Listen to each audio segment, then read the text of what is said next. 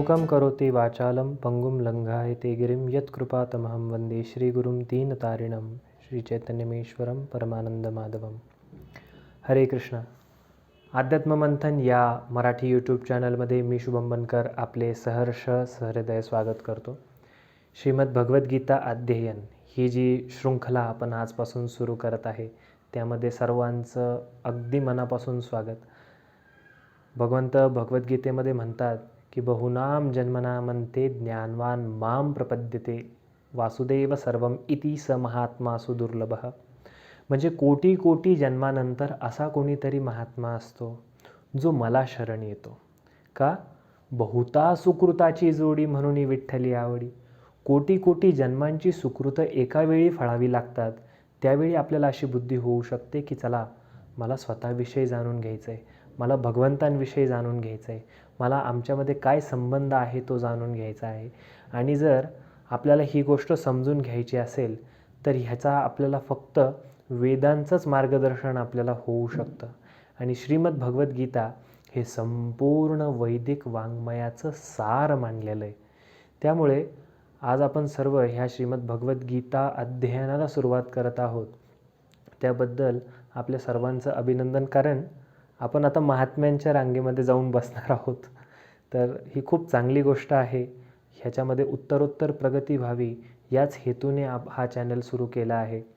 मी काही फार मोठा ज्ञानी नाही किंवा भगवद्गीतेचा संपूर्ण जाणकारही नाही, पण गेल्या 11 वर्षापासून माझे शिक्षागुरू श्रीमान गौरलीला प्रभूजी यांच्या सानिध्यामध्ये मला जे काही अमृत वचनं मिळालेली आहेत, त्यांच्याकडनं जे श्रवण करायला मिळालेलं आहे, ती प्रत्येक गोष्ट, त्यातली एक सुमनं, त्यातली मोती वेचून जितके तुमच्यावर त्याची उधळण करता येईल तोच एक साधा माझा ह्यातनं प्रयत्न आहे.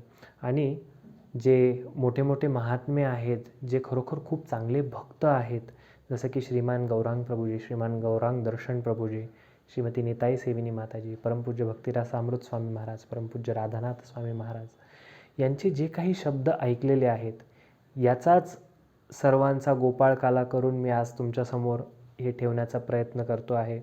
ही खरं तर मोठी टास्क आहे माझ्यासाठी, एक मोठं कार्य आहे जे आपल्यासारख्या वैष्णवांच्या, आपल्यासारख्या भक्तांच्या आणि आपल्या सर्वांच्याच आशीर्वादाशिवाय शक्य नाही. तर हे करण्यापूर्वी मी सर्वांना विनंती करतो की सर्वांनी माझ्यावर तुमचे आशीर्वादाचे वर्षाव करावा, जेणेकरून ही जी भगवद्गीता अमृत आहे हे मी दुसऱ्यांपर्यंत वाटू शकतो. तर भगवद्गीतेच्या या अध्ययनामध्ये आपल्या सर्वांचं सहर्ष स्वागत आहे. आदि शंकराचार्य म्हणतात, भगवद्गीता किंचिदधीता गंगा जललव कणिका पीता सत्कृत प्रियेन मुरारी समर्चा त्रियते तस्य यमेन न चर्चा. म्हणजे भगवद्गीता किंचितही आपण जर त्याचा अभ्यास केला, आदि शंकराचार्य म्हणतायत, भगवद्गीता किंचिदधीता, किंचित जरी आपण वाचली, गंगा जललव कणिका पिता, जर किंचित सुद्धा गंगाजल जर आपण सेवन करतोय, आणि सत्कृत प्रियेन मुरारी समर्चा, म्हणजे प्रीतीपूर्वक आपण मुरारी म्हणजे भगवान श्रीकृष्णांची अर्चना करतोय, आपण त्यांची पूजा अर्चना करतोय, त्रियते तस्य यमेन न चर्चा, अशा व्यक्तीला यमदूतांचं कधीही मुख बघण्याची गरज पडत नाही. त्यांच्यासमोर त्यांना मृत्यूपर्यंतसुद्धा त्यांच्या सूक्ष्मदेहावरती, त्यांच्या आत्म्यावरती यमदूतांचा अधिकार नाही. त्यांना विष्णुदूत येतात वाजत गाजत घेऊन जायला. आणि हे फक्त त्यांचे कोरे शब्द नाही आहे. पुराणांमध्ये गीता महात्म्याविषयी खूप सुंदर सुंदर कथासुद्धा आलेल्या आहेत. त्यातली एक कथा आज मला इथं सांगावीशी वाटते. ती कथा म्हणजे एका ब्राह्मणाची कथा आहे, जो जन्माला तर ब्रह्मकुळामध्ये आलेला होता, ब्राह्मण होता, पण त्याचं एकही कर्म ब्राह्मण नव्हतं. भगवंत भगवद्गीतेमध्ये जसे म्हणतात, चातुर्वर्ण्यम मया सृष्टम गुणकर्म विभागशः. हे चातुर्वर्ण्याची संस्था आहे. कोणताही समाज हा नेहमी 4 विभागांमध्ये हा विभागल्याशिवाय ती समाज तो चालू शकत नाही. ती ही भगवंतांनी बनवलेली सिस्टीम आहे. ते 4 विभाग म्हणजे कोणते?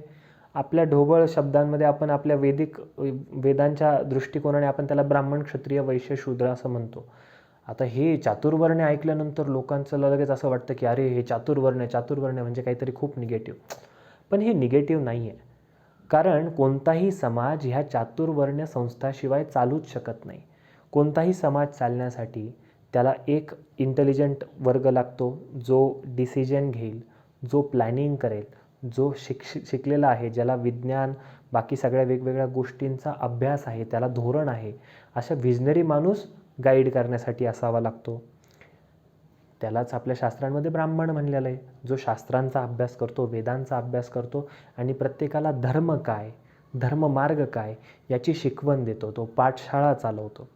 तर याला ब्राह्मण म्हणलेलं आहे. आणि आपल्याही समाजामध्ये टीचर्स आहे, इंटेलेक्च्युअल्स आहे, ॲडवायझर्स आहे, हे सगळे कायम लागतातच. तर ते ब्राह्मण झाले आजच्या काळातले.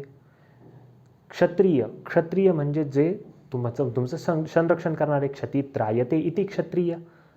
आणि मग आजचे जे पोलीस ऑफिसर्स आहे, मिलिटरीवाले आहेत, बॉर्डरवर जे जवान आहेत आपले, हे सर्व आजचे क्षत्रिय आहेत. वैश्य म्हणजे शेती करणारा, ट्रेडिंग करणारा क्लास, जो व्यापार करतो, तर हे झालं वैश्य. आणि जे प्रत्येक गोष्टीला सपोर्ट करण्यासाठी खूप सारी लेबर फोर्स लागते, त्याला म्हणायचं शूद्र.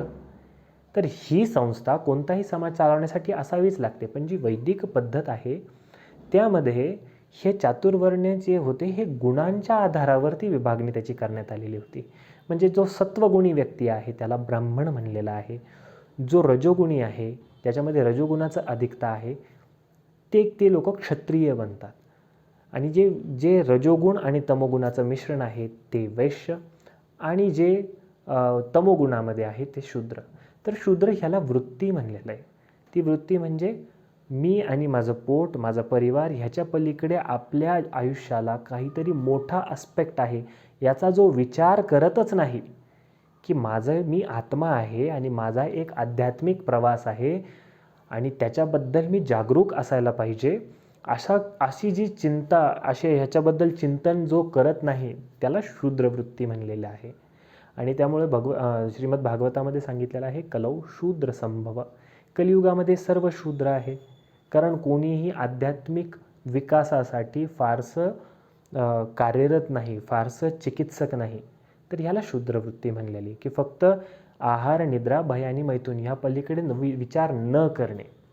तर ही व्यक्ती जन्माला ब्राह्मण कुळामध्ये आलेली होती, पण त्यांचे जे सगळे कर्म होते हे ब्राह्मणासारखे नव्हते. हे अत्यंत वाईट आणि तमोगुणामध्ये ती व्यक्ती होती. आणि त्यांनी सगळ्या वेगवेगळ्या प्रकारची पापं केली, खून केले, चोऱ्या केल्या, दरोडे केले, मारामाऱ्या केल्या, परस्त्री संग केला, मांसाहार केला, नशा केली, असे सगळे पापं तो आयुष्यामध्ये करून बसला.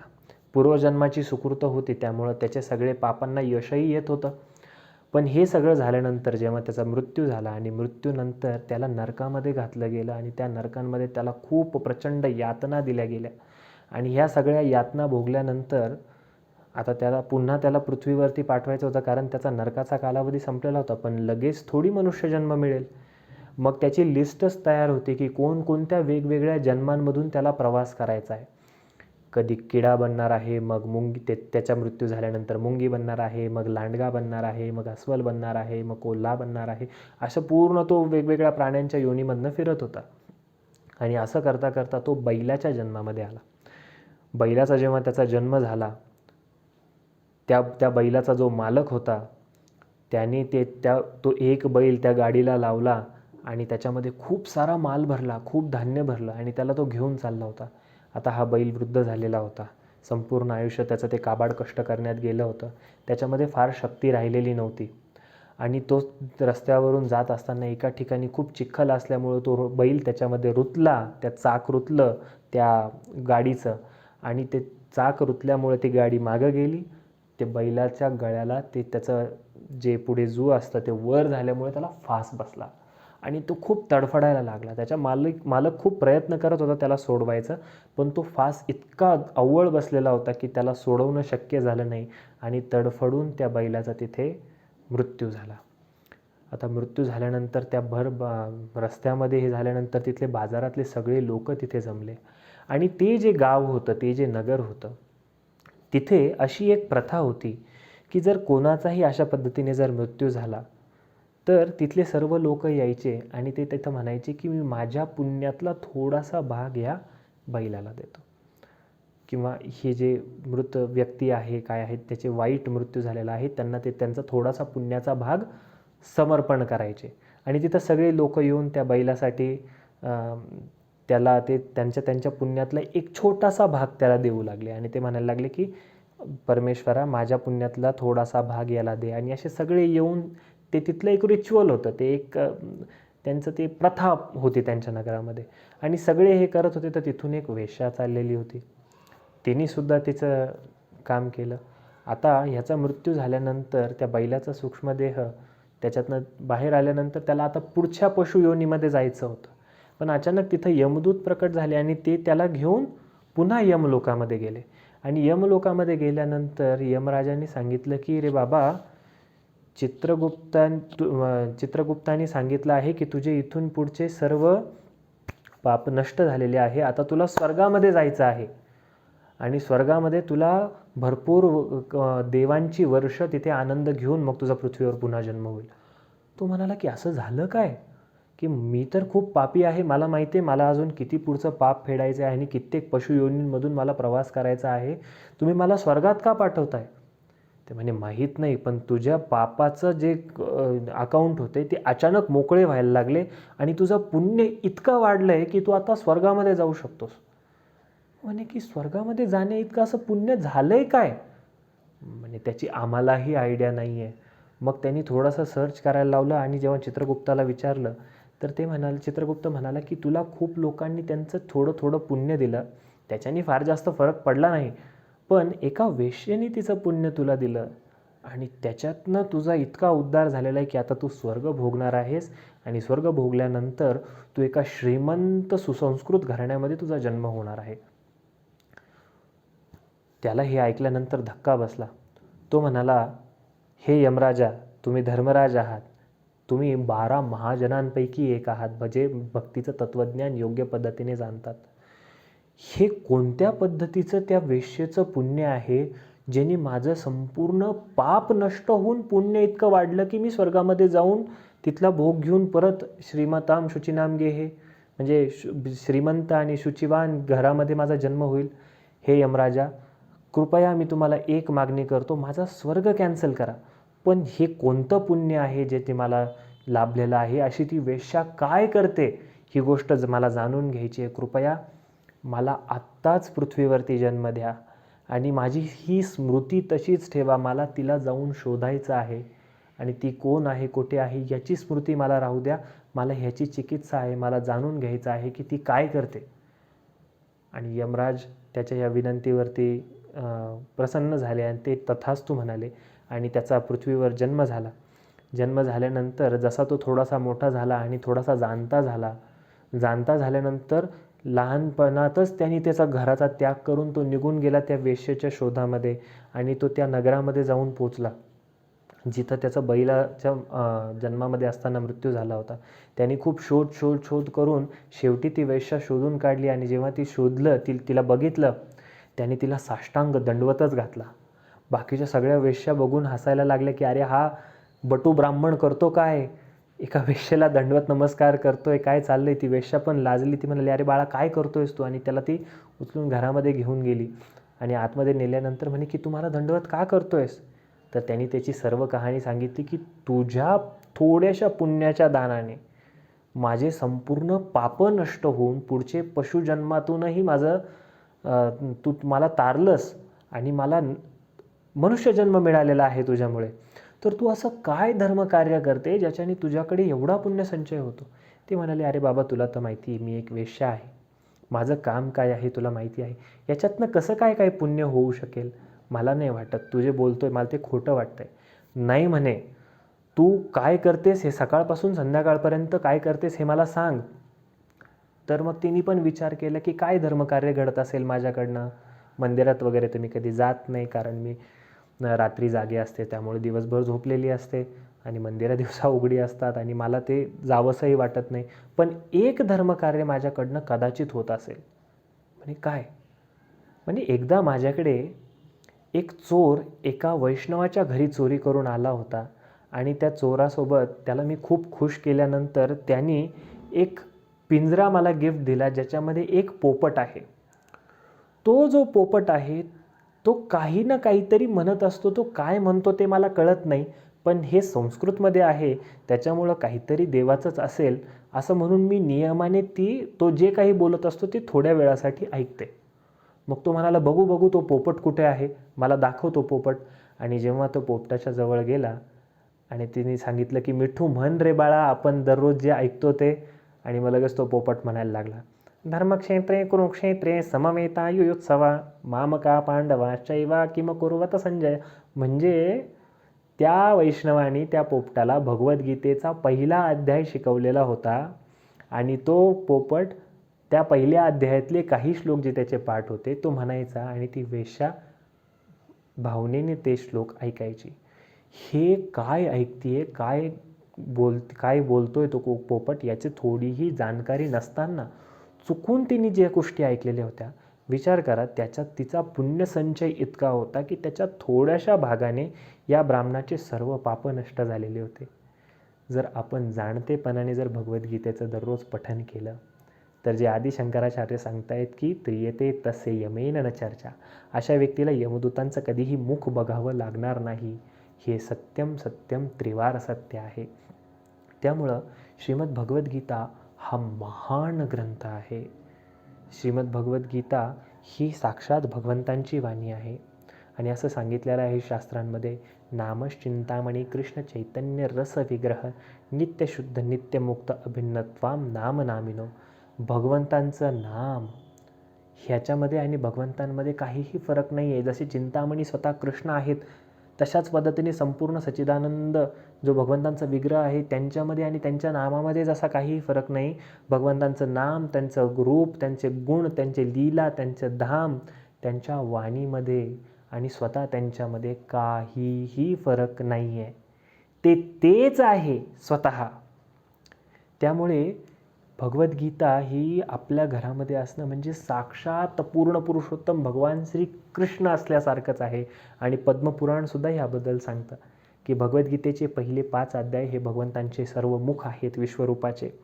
भगवद्गीतेचे पुढचे 10 अध्याय हे भगवंतांच्या अनंतकोटी भुजा आहेत. आणि भगवद्गीतेचं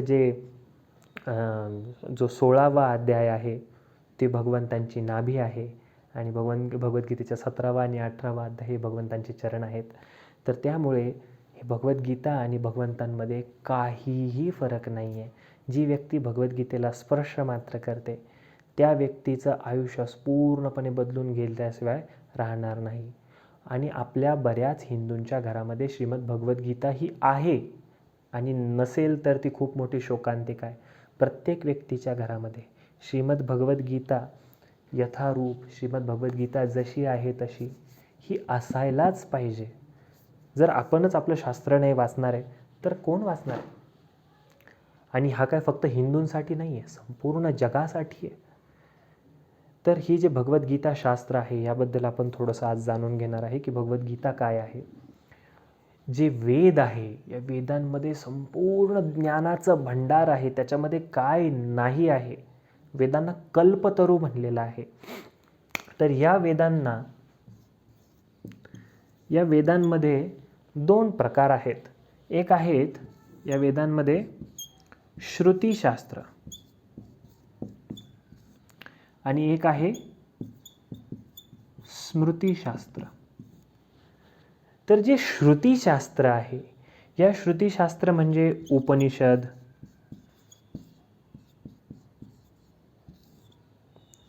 संहिता आणि वेद, 4ही वेद. 4ही वेदांमध्ये ऋग्वेद, यजुर्वेद, अथर्ववेद, सामवेद. तर यांना श्रुतीशास्त्र म्हणलेलं. श्रुती म्हणजे जी भगवंतांची डायरेक्ट वाणी आहे, जे महाविष्णूंच्या श्वासातनं जे उत्पन्न झालेले आहे, तर हे श्रुतीशास्त्र. आणि ऋषीमुनींनी ह्या श्रुतीशास्त्रांचं वेगवेगळे भक्तांचे अनुभव, त्यांच्या प्रॅक्टिकल एक्सपिरियन्सेस, वेगवेगळ्या लीला ह्या सगळ्या स्मृतीशास्त्रांमध्ये येतात. त्याच्यामध्ये येतं पुराण आणि इतिहास. आता ह्या वेदांमध्ये श्रुतीशास्त्रामध्ये 4 वेद येतात, संहिता अनेक आहे, उपनिषद 108 आहेत, पुराण एकूण 18 आहेत आणि इतिहास म्हणजे रामायण, आणि महाभारत.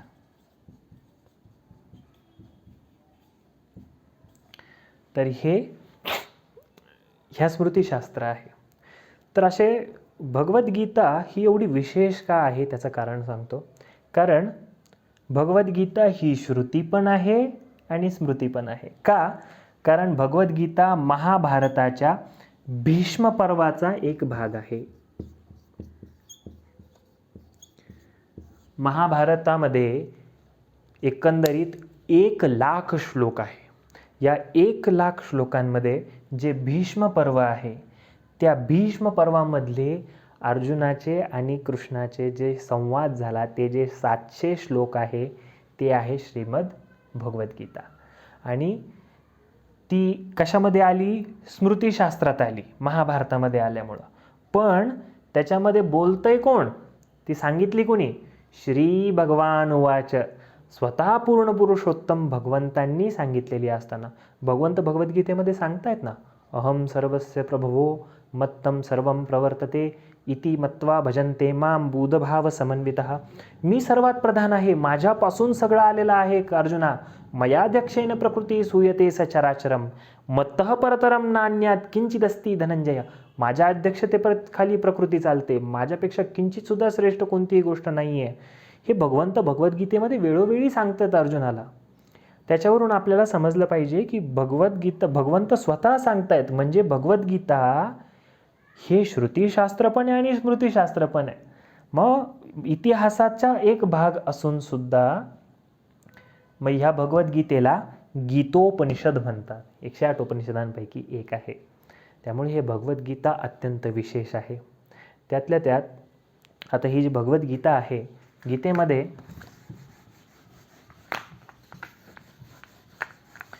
श्रीमद भगवद्गीतेमध्ये 18 अध्याय आहेत. गीता, आपण फक्त गीता लिहूया. यामध्ये 18 अध्याय आहेत.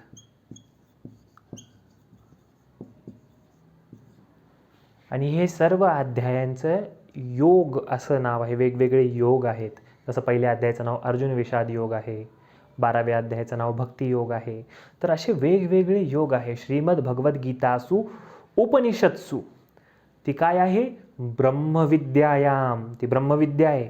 काय आहे अजून? योगशास्त्रे, ते योगशास्त्र आहे. भगवंतांशी पुन्हा कनेक्ट कसं करायचं आहे त्याचं शास्त्र आहे. श्री कृष्णार्जुन संवाद आहे, भगवंतांचा आणि अर्जुनाचा संवाद आहे. तर त्याच्यामध्ये 18 अध्याय आहे. 18 अध्याय आणि एकूण श्लोक किती आहे? एकूण 700 श्लोक आहेत. या 700 श्लोकांपैकी 574 श्लोक हे भगवान श्रीकृष्णांचे आहेत, त्यांनी बोललेले आहे. त्यानंतर 84 श्लोक हे अर्जुनाने बोललेले आहे. त्यानंतर 41 श्लोक हे संजयने बोललेले आहे. आणि एक श्लोक जो पहिला श्लोक आहे तो धृतराष्ट्राने बोललेला आहे. तर असे हे भगवद्गीतेचे 700 श्लोक आहेत. आता हे अर्जुनाला जे भगवंत भगवद्गीतेमध्ये सांगतायत, हा अर्जुन प्रचंड धर्मसम्मूढ अशा अवस्थेमध्ये आहे. भगवद्गीता ज्या पार्श्वभूमीमध्ये पण बोलली गेलेली बघा, ते काय अर्जुनाला एखाद्या गुफेमध्ये, एखाद्या जंगलामध्ये, एखाद्या डोंगरावर किंवा एखाद्या साधूला भगवंत एखाद्या ऋषीमुनीला सांगू शकले असते हे ज्ञान. आणि जर तसं सांगितलं असतं तर आपणही विचार केला असता की कुठं आपल्या कामाचं आहे, ते जे ऋषीमुनी आहे, जे विरक्त झालेत वगैरे त्यांच्यासाठी आहे, फक्त आपल्यासाठी नाही आहे. पण भगवंतांनी ज्याला सांगितलं, हा अर्जुन हा फॅमिली मॅन आहे, त्याचा परिवार आहे. आणि तो ज्या युद्धामध्ये आहे ते धर्मयुद्ध आहे. कारण त्यांनी क्षात्रधर्माचं पालन करावं, राजधर्माचं पालन करावं, की पुत्रधर्माचं पालन करावं, एका नातू असल्याच्या धर्माचं पालन करावं, भाऊ असल्याच्या धर्माचं पालन करावं, काय करावं, असे सर्व वेगवेगळ्या प्रकारचे धर्म याचा पूर्णपणे त्याचा द्वंद्व चालू आहे त्याच्या मनामध्ये. आणि अर्जुन अत्यंत दयनीय अशी अवस्था आहे, त्याचं हात थरथर कापताय, त्याच्या हातातनं ते गांडीव धनुष्य गळून पडतंय. आणि भगवंतांना अर्जुन म्हणतो, कार्पण्य दोषोपहत स्वभाव पृच्छामि त्वाम धर्मसम्मूढ चेता. मी पूर्ण धर्मसम्मूढ अवस्थेमध्ये आहे. शिष्यस्तेहम शाधी माम त्वाम प्रपन्नम. मी तुझा शिष्य होतो, कृपया मला हे ज्ञान दे. आता अर्जुनाचं कॅरेक्टरसुद्धा काही साधं नाही आहे. ज्यांनी उर्वशीसारखी अप्सरा ज्याच्यावर भाळलेली असताना, जेव्हा ते वनवासाच्या काळामध्ये होते, कृष्णाने अर्जुनाला स्वर्गलोकी पाठवलं होतं देवेंद्राकडनं वेगवेगळे दिव्यास्त्र शिकून घेण्यासाठी. आता अर्जुन एकदम हँडसम हंक, तो जेव्हा गेला स्वर्गामध्ये, तिथली अप्सरासुद्धा त्याच्याकडे बघून भाळली आणि तिने प्रणय निवेदन ठेवलं की तू माझ्यासोबत रथ हो. तर त्यावेळी अर्जुनाने हात जोडून तिला विनंती केली की हे माताजी. माताजी म्हणल्या ती भडकली, अरे मूर्खा, माताजी काय म्हणतोयस? म्हणे माताजी नाही म्हणू तर काय म्हणू? इंद्र माझे वडील आहेत, त्यांच्यासोबत तुम्ही रममान होतात आणि माझे पूर्वज पुरुरवा तुम्ही यांच्या पत्नी राहिलेला आहात. मी तुमच्यासोबत कसं काय रथ होऊ शकतो? तर त्यावेळी ती भडकली, ती म्हणाली अप्सरा हिचं कार्यच ते आहे, ती त्यांनी कधी दूषित होत नाही. पण तो म्हणाले हे मला शक्य होणार नाही आणि तुम्ही मला माते समान आहात. त्यावेळी तिने शाप दिला की अर्जुना, मी तुला शाप देते की तू 1 वर्षासाठी तू किन्नर होऊन जाशील, तू तुझं पौरुषत्व निघून जाईल, तू म्हणजे षंड होऊन जाशील, असा अर्जुनाला शाप दिला. आणि अर्जुनाने तो नपुंसक बनण्याचा शापसुद्धा हात जोडून स्वीकारला. विचार करा, एका राजपुत्रासाठी, एका क्षत्रियासाठी, जो त्याचं शौर्य गाजवणार आहे, त्याच्यासाठी नपुंसक एक षंड होण्याचा शाप हा खूप मोठा आहे. पण अर्जुनाने हात जोडून तो स्वीकारला. ही अर्जुनाचा संयम आहे. अशी ही व्यक्ती आहे जी महासंयमी आहे. त्याचं दुसरं नाव गुडाकेशसुद्धा आहे, कारण तो त्याच्या झोपेवरती नियंत्रण त्यांनी मिळवलेलं होतं. त्या नाही झोपला तरी पण अर्जुनाला काही प्रॉब्लेम होत नव्हता. इतका संयमी व्यक्ती तो जेव्हा आणि खूप कॅरेक्टर आहे त्याचं अर्जुनाचं ह्या प्रसंगांवरून लक्षात येतं की इतका राग आलेला असताना सुद्धा भाऊ म्हणतोय की नाही अर्जुना, खाली बस. आदर, स्वतःमध्ये शक्ती असल्यानंतर संयम बाळगणं ही साधी गोष्ट नाही आहे. दुबळं असल्यानंतर तर कोणीही नम्र होईल हो. पण ज्यावेळी तुमच्यामध्ये शक्ती आहे तरीसुद्धा तुमच्यामध्ये नम्रता आहे, हे माणसाचं कॅरेक्टर दाखवतं. आणि नुसतं कॅरेक्टर नाही, तो भगवंतांचा भक्तसुद्धा आहे. अर्जुनाला भगवंत का सांगतायत भगवद्गीता? ते सांगतात भगवद्गीतेमध्ये, मी तुला सांगतोय हे गुह्यतम ज्ञान, कारण भक्तोसी मे सखाचेती. तू माझा फक्त भक्त नाही आहे, तू सखासुद्धा आहेस. आणि तेव्हा अर्जुनाला हे सगळं सांगतायत. पण अर्जुनाला भगवद्गीतेचं ज्ञान त्यांनी प्रकट कधी केलं? जेव्हा तो शिष्य झाला. शिष्यस्तेहम शाधी माम त्वाम प्रपन्नम. आणि जेव्हा त्यांनी शरणागती केली, असा टॅलेंटेड अर्जुन, ज्याच्यासारखा धर्मयोद्धा ज्याच्यासारखा धनुर्धर कोणी नाही, ज्याच्यासारखं कॅरेक्टर कोणाचं नाही, जो हँडसम आहे, स्मार्ट आहे, सगळं आहे, पण अशीही व्यक्ती सगळ्या गोष्टी असूनसुद्धा धर्मसम्मूढ अवस्थेमध्ये जेव्हा पडते, वेगवेगळे धर्म आपल्याला इकडे तिकडे ओढतात, त्यावेळी त्याची काय अवस्था होते आपण बघतो. आणि इतका संयमी व्यक्तीसुद्धा, ज्याचा मनावर, इंद्रियांवर एवढा संयम आहे, तो भगवद्गीतेमध्ये म्हणतो चंचलो ही म्हणत कृष्णा दृढ बलवतम मे वच. हे माझं मन खूप चंचल आहे, तू मला सांग, मी वादळांना थांबवू शकतो माझ्या धनुर्विद्येने, पण माझं मन हे जे वादळ आहे ते मला थांबवणं शक्य नाही. आणि अशीच आपली परिस्थिती आहे. आपणही वेगवेगळ्या धर्मसम्मूढ अशा अवस्थेमध्ये असतो. त्यावेळी भगवंतांनी ही भगवद्गीता आणलेली आहे. आणि ही आपल्या कलियुगामधल्या प्रत्येक व्यक्तीसाठी हे सूचक आहे, कारण आपल्या प्रत्येक व्यक्तीची अशीच अवस्था आहे. प्रत्येक व्यक्ती शोक, मोह आणि भयाने ग्रासलेला आहे. प्रत्येक गोष्टीचा मोह आहे की मला ही गोष्ट मिळवायची, मला पाहिजे. त्या मोहापायी आपण खूप कष्ट करतो, तोंडाला फेस येई तोपर्यंत काम करतो. आणि ज्यावेळी ती गोष्ट मिळते, ती टिकवण्यासाठी भय असतं की ही गोष्ट ही जतन झाली पाहिजे, ही तशीच राहिली पाहिजे, ही जाता कामा नाही, ही खराब होता कामा नाही, हे नातं तुटता कामा नाही. त्याच्यासाठी आपण प्रयत्न करत असतो आणि भयामध्ये ते आयुष्य घालवतो. आणि कधीतरी ही गोष्ट आपल्याकडनं हिरावून घेतली जाणारच आहे. या जगाचं परिवर्तन हा नियम आहे. जी गोष्ट आपल्याकडे आज आहे ती उद्या नसू शकते, कारण ती नश्वर आहे हे जग. आणि ज्यावेळी ती गोष्ट आपल्याकडनं हिरावून घेतली जाते, ती व्यक्ती, ते नातं हिरावून घेतलं जातं, त्यावेळी प्रचंड शोकमय असं वातावरण आपल्या मनामध्ये तयार होतं आणि याच 3 अवस्थांमध्ये आपण आपलं संपूर्ण आयुष्य घालवून टाकतो. श्रीमद भागवत सांगतंय, यस्याम वैश्रूयमानायाम कृष्णे परमपुरुषे भक्तिर् उत्पद्यते पुंसाम शोकमोह भयापह. ज्यावेळी आपण भगवान श्रीकृष्णांचं यस्याम वैश्रूयमानायाम श्रवण करायला लागतो, कोणाबद्दल? कृष्णे परमपुरुषे, परमपुरुष भगवान श्रीकृष्णांविषयी, त्यांच्या ज्ञानाविषयी, त्यांच्या गुण रूप लीलांविषयी जेव्हा श्रवण करायला लागतो, भक्तिर् उत्पद्यते पुंसाम, भक्ती उत्पन्न व्हायला लागते आणि ह्या 3 ज्या अवस्था आहे, शोक, मोह आणि भय, हे निघून जातं. शोक कसा निघून जाईल किंवा मोह कसा निघून जाईल? आपल्याला भक्ती, जेव्हा आपण भगवद्गीता वाचतो, भगवद्गीतेमध्ये आपल्याला समजतं की अरे मी स्वामी नाहीच आहे. या संपूर्ण जगाचा जर कोणी एकमेव स्वामी आहे तर ते भगवान श्रीकृष्ण आहे, स्वतः भगवंत आहे. मी तर फक्त इथं केअरटेकर आहे.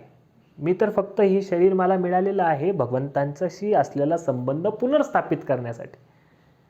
त्यामुळे जी गोष्ट येईल त्याला हात जोडून, त्याच्यामध्ये स्वामित्वाचा भाव निघून गेल्यामुळे भगवद्गीता पठन केल्यानंतर तिथे मोह नष्ट झाला. जे येईल त्याचं स्वागत आहे, जी परिस्थिती येईल त्याचं स्वागत आहे, त्याचा आदराने आपण स्वागत करतो. भय निघून जाईल का? कारण जी गोष्ट त्याने दिलेली आहे ती तो कधीही घेऊन जाऊ शकतो, जे आपल्या मालकीचीच नाही आहे. ते आपण केअरटेकर आहे, जोपर्यंत आहे तोपर्यंत त्याचा विनिमय भगवंतांच्या सेवेमध्ये आणि उदात्त जीवन जगण्यासाठी आपण करू शकतो. आणि जेव्हा भगवंतांची इच्छा असेल ते घेऊन जातील. या गोष्टीमुळे भयही निघून जातं. आणि शोक, जर ती गोष्ट गेली तर जी आपली नव्हतीच ती गेल्यानंतर त्याचा शोक काय करायचा? तर ह्या अशा कॉन्शियसनेसमुळे निरंतर आनंदी राहण्यासाठी आपल्याला ते मदत होते. त्यामुळे आपण समजू शकतो की संतांचं जे आयुष्य आहे त्याच्यामध्ये किती मोठ्या मोठ्या उलाढाली झालेल्या आहेत.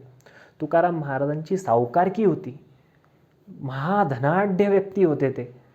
पण ज्यावेळी दुष्काळ आला, दुष्काळ आल्यानंतर त्यांचं सगळं लोकांना वाटून दिलं, त्यांचं कोठार त्यांनी उघडं करून दिलं. आणि पूर्ण इतकं त्यांना वाटलं नव्हतं की दुष्काळ एवढा वेळ चालेल. तो इतका वेळ चालला की त्याच्यामध्ये त्यांचे आई वडील, त्यांची एक बायको, त्यांचा मुलगा त्याच्यामध्ये गेला.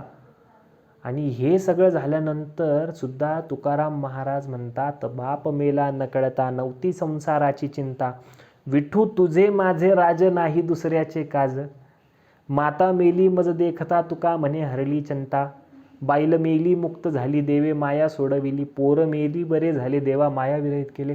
आपल्याला ऐकून फार धक्का वाटेल की असं कसं म्हणताय. पण तिथे स्वामित्वाचा भावच नसल्यामुळे कोणतीही परिस्थिती असेल त्याला दोन्ही हात उघडे करून, दुःख असू नये तर सुख असो, समद दुःख सुख क्षमी, सुख आणि दुःखाला दोन्ही समान मानून फक्त आणि फक्त भगवंतांची शरणागती करणं हेच अत्यंत महत्त्वाचं या संतांनी मानलेलं आहे. आणि त्यामुळे यांची जी अवस्था आहे, आनंदाची डोही, आनंद तरंग, आनंदाची अंग आनंदाचे, ते संपूर्ण आनंदाचा अनुभव या गोष्टीमुळे करतात. का? कारण इथे त्यांची स्वामित्वाची भावना गेली आहे. इथं त्यांना कर्माचा सिद्धांत समजला आहे की माझ्या वाट्याला जे काही आलं आहे त्याला संपूर्णपणे मी जबाबदार आहे. नाहीतर संपूर्ण सर्व जगातल्या लोकांचं रडगाणं हेच आहे की मी एवढा चांगला आहे, मी सर्वांचं एवढं चांगलं करतो, मी असा आहे तसा आहे, पण माझ्याच वाट्याला हे दुःख का, माझ्याच बाबतीत हे असं का घडावं, हे आपण स्वतःला प्रश्न करत असतो. पण आपण ही गोष्ट विसरतो. जर कर्माचा सिद्धांत आपण शिकलो तर अशा पद्धतीचं कोणतंही दुःख करण्याचं काही प्रयोजनच राहत नाही. साधी गोष्ट आहे, समजा मला मलेरिया झाला, पावसाळ्याचं वातावरण आहे, खूप डास होतात, मलेरिया होऊ शकतो. मला मलेरिया झाल्यानंतर मी काय करणार? सरळ काय करणं गरजेचं आहे?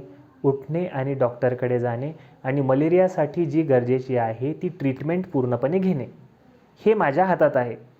जर मी ही चिकित्सा करत बसलो की तो डास कधी चावला, कुठे चावला, का चावला, मलाच मलेरिया का झाला, तर ते फक्त माझा मूर्खपणा आणि माझी चिंता वाढवणार आहे. त्याच्याने मला मदत काही होणार नाही. आपण काय करायला पाहिजे? ट्रीटमेंट घ्यायला पाहिजे. त्याच पद्धतीने आपण ज्या भवरोगामध्ये अडकलेलो आहे, इथं आपल्याला जन्म मृत्यू जरा व्याधी दुःख दोषानुदर्शनम, जन्म इच्छा नसताना जन्म घ्यावा लागतो, इच्छा नसताना मृत्यू पत्करावी लागते, इच्छा नसताना म्हातारं व्हावं लागतं, इच्छा नसताना वेगवेगळ्या व्याधी, वेगवेगळे दुःख आपल्याला स्वीकार करावे लागतात. जो मनुष्य बुद्धिवान आहे तो ह्या गोष्टीवर चिंतन करतो की हे सगळं मी का भोगतोय जर मला नाही पाहिजे तर. आणि त्याचंच उत्तर आपल्याला भगवद्गीतेमध्ये मिळतं. त्यामुळे हे भगवद्गीता जे शास्त्र आहे हे योगशास्त्र आहे. हे आपलं कनेक्शन भगवंतांशी करून देतं आणि आपल्याला काही गोष्टी अगदी गाभ्यापासून ह्या गोष्टी शिकवतं की ही भगवद्गीता का महत्त्वाची आहे. आणि भगवद्गीतेचे जे विषय आहे त्या विषयावरून आपल्याला समजेल की आपल्या आयुष्यामध्ये ही भगवद्गीता आपल्याला काय काय शिकवणार आहे.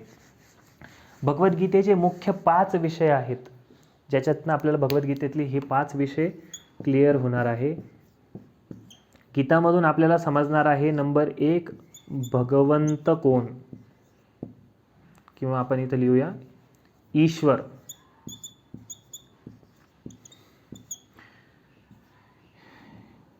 गीतेचे विषय.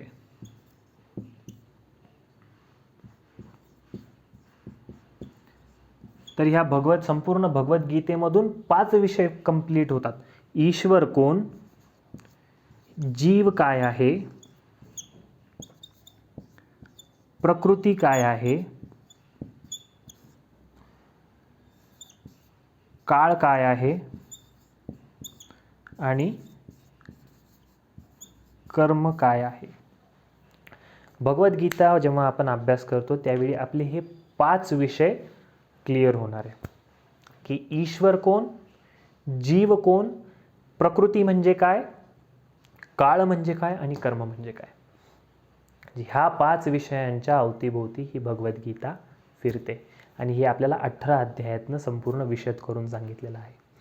त्यामुळे ही भगवद्गीता ही अत्यंत महत्त्वाचं शास्त्र आहे. असं सांगितलेलं आहे, वेदव्यास म्हणतात सर्वोपनिषदो गावो, म्हणजे सगळे उपनिषद ही गाय आहे. दोग्धा देवकी नंदन, म्हणजे त्याचा दूध काढणारा जो गवळी आहे तो देवकी नंदन आहे. पार्थो वत्स सुधीर भोगता, त्याचा वत्स कोण आहे, अर्जुन आहे, त्याचं जे आनंद घेतोय त्या अमृताचा. आणि दुग्धम गीतामृतम महत, ह्याचं जे महत जे दूध आहे हे गीतामृत आहे. त्यामुळे हे भगवद्गीता ही जी गीता आहे ही अत्यंत, याच्यामध्ये आणि भगवंतांमध्ये काहीही फरक नाही. हे संपूर्णपणे पूर्ण पुरुषोत्तम भगवंतच आहे, भगवंतांची वाणी. त्यामुळे आपल्यातल्या प्रत्येकाने श्रीमद भगवद्गीता जाणून घेण्याचा प्रयत्न केला पाहिजे, कारण हे 5 विषय आपल्याला समजणं अत्यंत गरजेचं आहे जर आपल्याला सर्व दुःखातनं मुक्त व्हायचं असेल.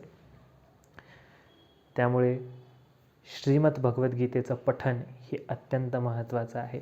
आणि भगवद्गीतेचं पठण कोणत्याही पद्धतीने जरी आपण केलं तरीसुद्धा, जसं विष जाणून बुजून प्या, नाहीतर अजाणतेपणाने घेतलं तरी त्याचा जसा मृत्यू हेच त्याचं फलित आहे, त्याच पद्धतीने आपण भगवत कार्य कोणत्याही पद्धतीने केलं, स्वल्पमपि यस्य धर्मस्य त्रायतो महतो भयात, थोडं जरी धर्मकृत्य आपण केलं, जाणतेपणाने करू नाही तर अजाणतेपणाने करू, पण ते आपल्याला मोठमोठ्या भयातनं वाचवू शकतं. जसं मी ती मगाशी आपण जी कथा ऐकली त्यातनं जसं क्लिअर झालं, त्याच पद्धतीने प्रत्येकाने कृपया दररोज भगवद्गीतेचं थोडं तरी वाचन करणं अत्यंत गरजेचं आहे.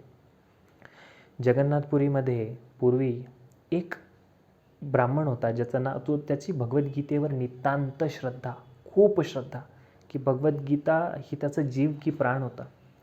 आणि तो इतका, जगन्नाथपुरीमध्ये जे ब्राह्मण आहेत त्यांना तिथे पंडा म्हणलं जातं, तर तो इतका त्या भगवद्गीतेमध्ये विरून जायचा, नित्य भगवद्गीता वाचायचा, त्यामुळे त्याला सगळे लोक पुरीमध्ये गीता पंडा म्हणायचे. आता हा जो गीता पंडा होता तो, त्याची जी परिस्थिती होती ती फारच हालाकीची होती. आणि 5 घरी भिक्षा मागून, जे ब्राह्मणाचं कर्तव्य आहे, 5 घरी भिक्षा मागून त्या माधुकरीवरती त्याचा उदरनिर्वाह व्हायचा, पण बऱ्याच वेळा ती पुरेशी त्याला मिळतही नव्हती. आणि हा असाच दरिद्र अवस्थेमध्ये होता. आणि एक दिवस जेव्हा पावसाळ्याचे दिवस होते, तिकडे ओडिसामध्ये प्रचंड पाऊस पडतो आणि बऱ्याच दिवसापासून पाऊस वगैरे सर्व चालू असल्यामुळे त्याला काही म्हणावी तशी भिक्षा घरी कुठे मिळत नव्हती. आणि त्याचे बायका मुलं हे घरामध्ये खूप त्रस्त झालेले होते, खूप उपाशी होते. आणि ते त्रस्त होऊन एक दिवस बसलेले, आणि तर तो संध्याकाळी श्रीमद भगवद्गीता वाचत असताना त्याची बायको म्हणाली की काय दररोज भगवद्गीता वाचता म्हणे, त्याच्याने काय मिळणार आहे तुम्हाला. तर त्यावर तो म्हणाला की अरे असं नको म्हणू, माझं भगवंतांवरती श्रद्धा आहे. भगवंत भगवद्गीतेमध्ये सांगतायत, अनन्यास्त्वं चिंतयन्तो माम ये जना पर्युपासते तेषां नित्याभियुक्तानां योगक्षेमं वहाम्यहम. जो अनन्य भक्तीने मला निरंतर शरण आलेला आहे, माझं निरंतर चिंतन करतो, अशा व्यक्तीचं योगक्षेम मी स्वतः बघत असतो, स्वतः वहन करत असतो. तर ती म्हणाली खोटं आहे ते, आपले सगळे लेकरं बाळं उपाशी, आपण अनन्य चिंतन तर तुम्ही करताय, कुठं त्यांनी तुमच्या परिवाराची काळजी घेतली म्हणे त्यांनी. आणि मग ती असं म्हणून ती गेली, पण ते शब्द ह्याच्या कानाला झोंबले आणि तो विचार करू लागला की खरंच आहे की भगवंत भगवद्गीतेमध्ये हा असं वचन देत आहे, पण भगवंतांनी हे कदाचित चुकीचं बोललेत, सगळी गीता कदाचित खरी असेल, पण भगवंतांचं हे वचन तर खरं नाही आहे, कारण मी उपाशी आहे, माझी लेकरं बाळं उपाशी आहे आणि मी खरंच अनन्य भावनेने भगवंतांचं चिंतन करतो आहे. तर मग त्यांनी काय केलं, त्या रागाच्या भारात त्यांनी एक टाक घेतला, पेन घेतला आणि त्याच्याने त्या श्लोकाला काट मारली. हे श्लोकच खोटे आहेत. आणि ते असं करून तो बाहेर निघून गेला रागारागात. तर असं झाल्यानंतर थोड्या वेळाने काय झालं, तिथे बाहेर काही बैलगाड्या येऊन थांबल्या आणि त्यांचा दाराचा दरवाजा वाजला. जेव्हा त्याच्या बायकोने दरवाजा उघडला आणि बाहेर बघते काय की 2 मुलं तिथे उभी होते. एक अत्यंत सावळा, गोंडस, खूपच सुंदर, आणि दुसरा गौरवर्ण होता, गोऱ्या रंगाचा होता, उंचपुरा, आणि खूप छान. हे दोघं पण जे मुलं होते अत्यंत तेजस्वी, हे आले आणि ते म्हणाले की माताजी आम्ही घरात येऊ का? ते म्हणे या म्हणे.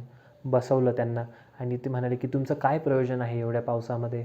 म्हणे आम्ही तुमच्यासाठी खूप सारं किराणा वगैरे सगळा घेऊन आलेलो आहोत. म्हणे तुम्ही कोण आहात? म्हणे आम्ही तुमचे जे पती आहेत त्यांचे शिष्य आहोत, ते आमचे शिक्षागुरू आहेत, त्यांनी आम्हाला भरपूर गोष्टी शिकवलेल्या आहेत, त्यामुळे आम्ही हे सगळं तुमच्यासाठी घेऊन आलेलो आहोत गुरुदक्षिणा म्हणून, कृपया ह्याचा स्वीकार करा.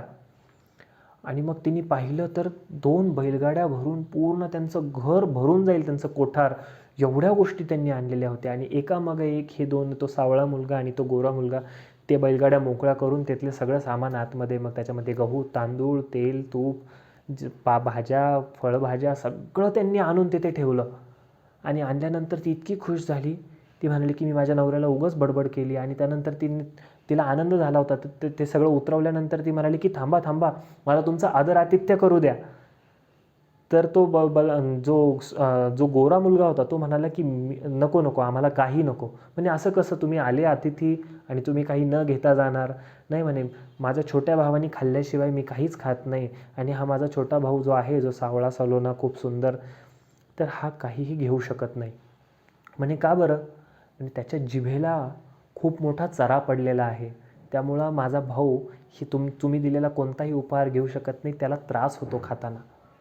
तर ती म्हणे की असं काय लागलं तुझ्या जिभेला? तर मग ते म्हणे की दाखव रे बाळा, जीभ दाखव. आणि त्यांनी जीभ बाहेर काढून दाखवली, तर त्याला खरोखर चरा होता. म्हणे हे तर कोणत्या तरी शस्त्राने ओढल्यासारखं आहे. हो म्हणे, आमचे गुरुदेव म्हणजे तुमचे पती हे त्याच्यावर रागवले आणि रागाच्या भारात त्यांनी त्याची जीभ पकडून त्याच्यावरून सुरी फिरवली म्हणे. तर तिला इतकं वाईट वाटलं की माझा नवरा एवढा निर्दयी कसा वागू शकतो, एवढ्या गोजीरवाण्या मुलावरती असं कसं करू शकतो? तर ती म्हणे थांब, आता ते आल्यानंतर त्यांचा बेत बघते. आणि नंतर ते म्हणाले की नाही नाही, गुरुजी यायच्या आत आम्ही जातो, त्यांचा राग जर आमच्यावरचा अजून वाढला तर ते आम्हाला अजून शिक्षा करतील. आणि ते दोघांनी तिथून धूम ठोकली, ते पळून गेले. ती वाटच बघत होती की माझा नवरा कधी येतोय, आणि त्या दोन्ही मुलांचं चिंतन करत होती, कारण त्यांचं संपूर्ण चित्तामध्ये ते बसून गेले तिच्या. आणि ज्यावेळी ते नवरा आला घरी, तो गीता पंडा, ती त्याच्याशी कडाकडा भांडायला लागली.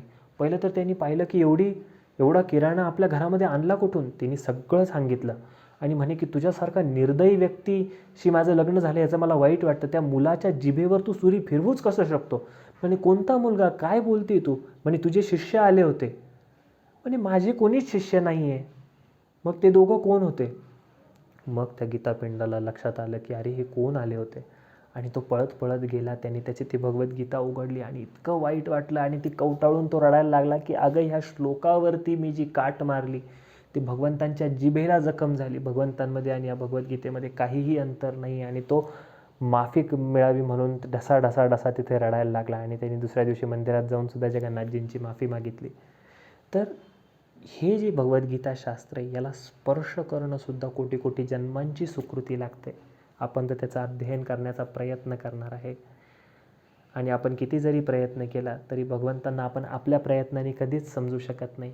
भगवंतच स्वतः कृपा करतात, पण आपल्या प्रयत्नांना भगवंत नक्की बघणार आहे ही गोष्टसुद्धा 100% सत्य आहे. याचं अजून एक उदाहरण मला सांगावं असं वाटतं.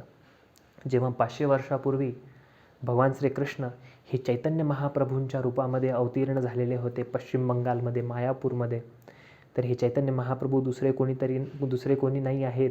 श्रीकृष्ण चैतन्य राधाकृष्ण नाही आणल्या. श्री राधार भावे बे गौरावतार, हरे कृष्ण नाम गौर करिला प्रचार. स्वतः राधाराणीचा भाव आणि रंग घेऊन स्वतः भगवान श्रीकृष्णच अवतरित झालेले आहेत आणि त्यांनी युगधर्म हरिनाम संकीर्तन स्थापन केलेलं आहे. तर हे चैतन्य महाप्रभू जेव्हा दक्षिण भारताच्या यात्रेवर होते ते श्रीरंगम ह्या ठिकाणी आलेले होते. आणि श्रीरंगम ह्या ठिकाणी आलेले असताना त्या श्रीरंगममध्ये गेल्यानंतर सर्व ब्राह्मणांनी खूप आदराने चैतन्य महाप्रभूंचं स्वागत केलं. ते श्रीरंगनाथाच्या मंदिरामध्ये गेले, त्यांनी डोळे भरून रंगनाथाचं दर्शन घेतलं. त्यांच्या डोळ्यातनं घळाघळा अश्रू वाहत होते आणि कीर्तन करत करत ते चालले होते. चाललेले असताना एका कोपऱ्यामध्ये मंदिराच्या, त्या मंदिराचं प्रांगण फार विशाल आहे, तिथे एक ब्राह्मण होता जो काहीतरी वाचत होता, पण त्याच्या डोळ्यातनं घळाघळा पाणी येत होतं. तर चैतन्य महाप्रभूंचं लक्ष, साक्षात भगवंतांचं लक्ष त्या ब्राह्मणाकडे गेलं आणि त्यांनी बाकी ब्राह्मणांना विचारलं की हा कोण आहे, हा काय करतोय आणि हा का रडतोय. तर बाकीचे ब्राह्मण म्हणले, ओ लक्ष नका देऊ, त्याच्याकडे मूर्ख आहे तो. म्हणजे असं का म्हणताय, ह्याला तमिळ येते, ह्याला संस्कृत वगैरे काही येत नाही, तरीसुद्धा दररोज ती भगवद्गीता घेऊन बसतो आणि काय नाही ते चुकीचे उच्चार करतो, त्याचा पार वाट लावून टाकतो. त्या भगवद्गीतेच्या प्रत्येक त्या श्लोकाचा काहीतरीच उच्चार होऊन जाईल अशा पद्धतीने वाचतो. जर नाही येत आपल्याला संस्कृत तर कशाला वाचायची, कोणाकडनं तरी ऐकायची. पण हा त्याचा हट्टी फार मोठा, दररोज वाचतो चुकीची भगवद्गीता. पण म्हणे मग तो रडतो काय, भगवद्गीतेमध्ये तर सर्व तत्वज्ञान आहे. काय माहिती म्हणे, जा विचारा त्यालाच. चैतन्य महाप्रभू खूप आदराने त्याच्याजवळ गेले, त्यालाही नमस्कार केला आणि त्याला उठवलं की अश्रू पुसले आणि विचारलं की तू काय वाचतोयस. म्हणे मी भगवद्गीता वाचतोय. म्हणजे तुला वाचता तर येत नाही, मीही ऐकतोय, फार तोडकं मोडकं वाचतोय, मग तू का वाचतो. म्हणजे मला माझ्या गुरुचा आदेश आहे, माझ्या गुरुनी मला सांगितलेलं आहे की दररोज न चुकता भगवद्गीता वाचायला पाहिजे आणि गुरुवाक्य माझं कामधेनू, त्यामुळं मी दररोज न चुकता भगवद्गीता वाचतो. पण म्हणे अरे जर तू वाचतो, तुला संस्कृत समजत नाही असं तू म्हणालास, म्हणजे तुला ह्यातलं काही समजत नाही आहे. समजलं असतं तरीसुद्धा त्याच्यामध्ये सगळी फिलॉसॉफी आहे, तत्त्वज्ञान आहे, त्याच्यामध्ये रडायला येण्यासारखं काय आहे. त्यावेळी तो म्हणाला की हे महाप्रभू, खरंच मला ही भगवद्गीता समजत नाही, केवळ माझ्या गुरु उपदेशामुळे मी हे वाचतोय. पण दरवेळी भगवद्गीता वाचत असताना माझ्या मनामध्ये एक चित्र उभं राहतं, ज्यामध्ये जे भगवान श्रीकृष्ण आहे, जे अनंत कोटी ब्रह्मांडांचे नायक आहेत, हे स्वतः भगवान श्रीकृष्ण, जो अर्जुन जीवेर स्वरूप होय कृष्णेर नित्यदास, प्रत्येक जीवाचं शाश्वत स्वरूप भगवंतांचा दास असणं आहे. हा अर्जुनसुद्धा कॉन्स्टिट्युशनल पोझिशन, त्याचं मूळ स्वरूप हे भगवंतांचा दासच आहे. पण तरीसुद्धा हे कृष्ण त्यांच्या दासाचे दास झालेले आहे, तिथं सारथी झालेले आहे. आणि सारथी होणं काय साधी गोष्ट नाही आहे. तो जेव्हा रथ रणांगणामध्ये जाणार आहे, त्या रथ चालवत कित्येक बाण त्यांच्या अंगावरती येणार आहेत, कित्येक त्यांना जखमा होणार आहे. बरं, संपूर्ण युद्ध झाल्यानंतर, युद्ध चालू असताना जेव्हा अर्जुनाला म्हणायचे की तू उजवीकडे चल, डावीकडे चल, सरळ चल, त्यावेळी त्या युद्धामध्ये इकडून बाण येतोय, तिकडून बाण येतोय, एवढा वेळ नाही आहे की सांगायला की कृष्णा उजवीकडे वळ, डावीकडे वळ. सारथी हा दिवसभर पाठीत लाथा खातो, कारण जर उजवीकडे जायचं असेल तर अर्जुन उजवीकडे लाथ मारणार आहे, डावीकडे जायचं असेल तर डावीकडे, आणि सरळ जायचं असेल तर मध्ये लाथ मारणार आहे. प्रत्येक क्षणी हा भगवंत आपल्या भक्ताच्या लाथा पाठीमध्ये 18 दिवस खातोय. आणि एवढंसुद्धा झाल्यानंतर जेव्हा ते रथ आणून ठेवतात, तो रथ पुसणे, स्वच्छ करणे, त्या घोड्यांच्या पायाची मसाज करणे, त्यांच्या जखमांची मलमपट्टी करणे, त्यांना घास खाऊ घालणे, त्यांनी केलेली विष्ठा काढणे आणि त्या रथामध्ये सगळे अस्त्रशस्त्र पुन्हा भरून ठेवणे, एवढं सगळं अनंत कोटी ब्रह्मांडांचा नायक आहे, तो स्वतःच्या दासाचा दास झालेला आहे. ही गोष्ट बघून माझं मन आणि माझं हृदय भरून येतं, माझ्या डोळ्यातनं ते अश्रू वाहू लागतात. जेव्हा ही गोष्ट ऐकली चैतन्य महाप्रभूने. चैतन्य महाप्रभू म्हणाले, हे सर्व जे ब्राह्मण बाकीचे आहेत जे तुला हसतायत, हे गीतेचे प्रकांड पंडित असतील, ते स्पष्टपणे भगवद्गीता उच्चारही करत असतील, पण जे गीतेचं फलश्रुती आहे म्हणजे भगवत प्रेमाचा विकास, तो तुझ्याकडे झालेला आहे. गीतेचं फळ जे पाहिजे ते तुला मिळालेलं आहे. आणि चैतन्य महाप्रभूंनी खूप प्रेमाने त्याला आलिंगन केलं. त्यामुळे आपल्याला भगवद्गीता समजो अगर न समजो, पण ते निरंतर नित्यनेमाने त्याचं पठन करणं, वाचन करणं, चिंतन करणं, हे आपले प्रयत्नच भगवंत बघणार आहे. हनुमानाने आणि वानर सेनेने रामसेतू बनवत असताना मोठे मोठे पहाड उचलून आणून टाकले होते त्या समुद्रामध्ये, पण तरीसुद्धा प्रभू रामचंद्रांचं त्या खारुताईकडे लक्ष गेलं, कारण भगवंत हे प्रयत्न बघतात, भगवंत हे भावग्राही आहे. त्यामुळं आपण सुद्धा अनेक वेगवेगळ्या पद्धतीचा अवलंब करत बसण्यापेक्षा, अनेक वेगवेगळ्या शास्त्रांमध्ये डोकं घालण्यापेक्षा, जसं आदी शंकराचार्यांना जेव्हा त्यांच्या शिष्यांनी विचारलं की हे शंकराचार्य, हे स्वामी, हे गुरुदेव, आम्हाला सार सार सार तत्त्व सांगा की ही गोष्ट केली ही सगळ्यात महत्त्वाची आहे आणि हे सोडून आम्ही कारण 4 वेद आहे, 108 उपनिषद आहे, 18 पुराण आहे, आम्ही काय काय वाचत बसू, आम्हाला हे सगळ्या गोष्टीचा भार होतोय, तर आम्हाला भारवाही नाही बनायचं आहे, आम्हाला सारग्राही बनायचं आहे, तर सारासार सांगा. तर त्यावेळी आदी शंकराचार्यांनी त्यांना सांगितलं, एको शास्त्र देवकी पुत्र गीता, एको देवो देवकी पुत्र एव, एको मंत्रास्तस्य नामानी यानी, कर्माप्य एकम तस्य देवस्य सेवा. या जगामध्ये एक शास्त्र आहे श्रीमद भगवद्गीता, या जगामध्ये एक देव आहे देवकी पुत्र, ज्याच्यामध्ये अनंत संपूर्ण जग ज्याच्यामध्ये सामावलेलं आहे, संपूर्ण आध्यात्मिक आणि भौतिक जग ज्याच्यामध्ये सामावलेलं आहे. एको देवो देवकी पुत्र एव, एको मंत्रास्तस्य नामानी, आणि या जगात एकच मंत्र आहे त्या भगवान श्रीकृष्णांचं दिव्य नाम, आणि कर्माप्य एकम तस्य देवस्य सेवा, एकच कर्म आहे अशा या भगवंतांची सेवा करणे, भक्ती करणे. त्यामुळे आपल्यातलं प्रत्येकजण आपण श्रीमद भगवद्गीतेचा आश्रय घेऊया आणि आपलं जे संपूर्ण आयुष्य आहे हे अमृतमय करून घेऊया. अमृतत्वाय कल्पते.